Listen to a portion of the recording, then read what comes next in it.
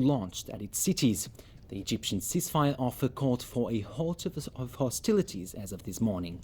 It would have been followed by negotiations on easing the closure of Gaza's borders. The closure has been enforced by both Israel and Egypt to varying degrees since Hamas seized the territory in 2007. The last week of fighting has killed more than 190 Palestinians and exposed millions of Israelis to rocket fire from Gaza. To Afghanistan, where a suicide bomber blew up a car packed with explosives near a busy market and a mosque, killing 89 people and injuring more than 40. It's one of the country's deadliest attacks since the 2001 US-led invasion. The bloodshed happened in Paktika province in eastern Afghanistan, not far from the border with Pakistan. Officials say the bomber detonated his vehicle as he drove by the crowded market. Many of the victims were buried under the rubble. The blast also destroyed more than 20 shops and dozens of vehicles. No one has claimed responsibility for the attack. British Foreign Secretary William Hague has announced his surprise resignation with immediate effect.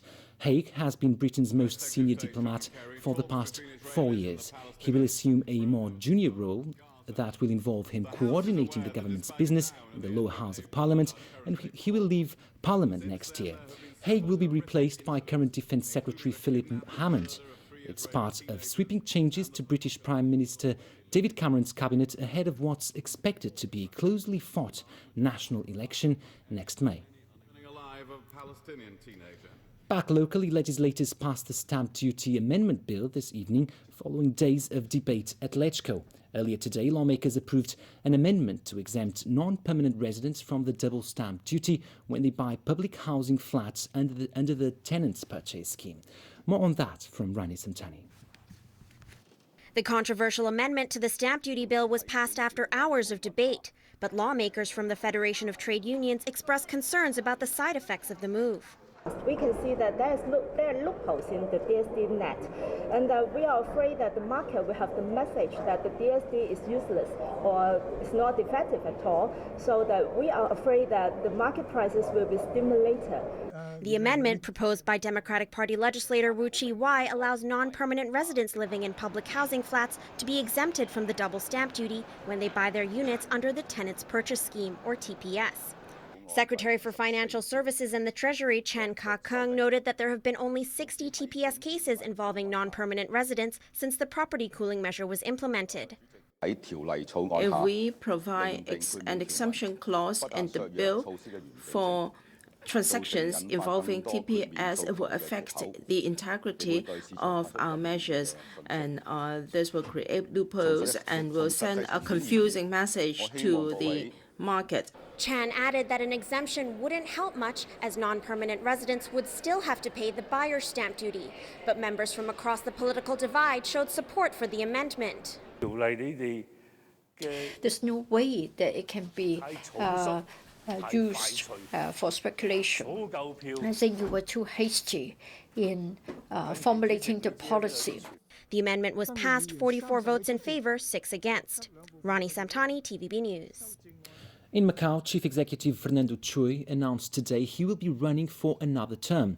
Chui said Macau has made much progress in different aspects of development over the past 5 years, but it faces many problems and challenges, in particular the rising expectations and increasing demands of the public.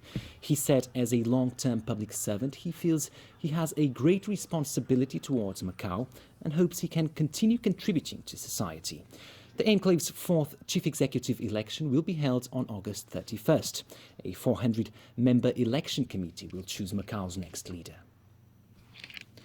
The week-long Hong Kong Book Fair will kick off tomorrow at the Convention and Exhibition Centre in Wan Chai. And it's the 25th anniversary for the annual event. To mark the occasion, there will be a special exhibition to look back on the history of publishing books and stationery. Bus and ferry services in the area will be extended to complement the fair's closing times during the evenings from Friday to Sunday. An observation wheel being assembled at Central Harbour Front will begin its trial run in September. Rachel Jong has more about the new attraction. During the soft launch of the observation wheel, its operator will work with charities and invite needy families to try out the new attraction. It is scheduled to open to the public by late September. The Ferris wheel, according to its operator, can sustain all kinds of weather, including typhoons. And in fact, the standards in Hong Kong that we have to comply with are strictest in the world. So it meets both local and international standards. We've purposely designed and built a wheel in the Netherlands. The company that builds it also builds offshore oil rigs that withstand huge weather out in the North Sea. The wheel will be 60 meters tall or 20 stories high, looking over Victoria Harbour. It has 42 gondolas and each can carry up to 8 people. The ride will be 15 to 20 minutes long. Ticket prices will be $100 for adults and $70 for children and the elderly. For safety precaution, the wheel has a backup power generator, but in case of a power failure, the wheel also has a double bearing design which will allow staff to evacuate all passengers within 30 minutes. Rachel Zhang, TVB News. Turning to sports now, a day after the World Cup tournament, Brazil is looking for a new coach. Luis Felipe Scolari has resigned after the hosts finished a disappointing fourth.